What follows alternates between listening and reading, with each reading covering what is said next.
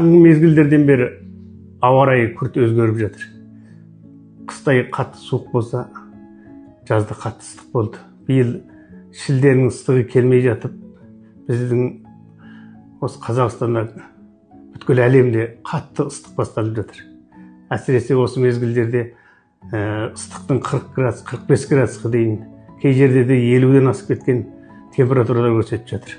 Бұл адамдардың әлсіз адамдарға қатты әсер етеді. Әсіресе қан айналым системасындағы ақауы бар адамдар, давлениесі көтерілетін адамдар, тромбусы бар адамдар, бас айналатын желкесінде жағындай протрузиясы бар адамдар, осылардың барлығына үлкен әсер етеді.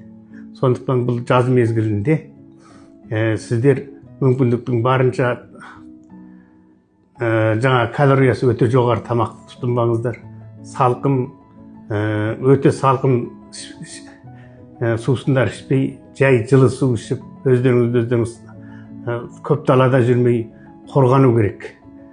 Егер осыдан кеңес алғыларыңыз келсе, қандарыңызды сұйылтқыларыңызға, давлениелеріңізді түсіргілеріңіз келсе, бізбенен хабарлассаңыздар болады. Қазақ емханасы әрдайым сіздер үшін қызмет етеді.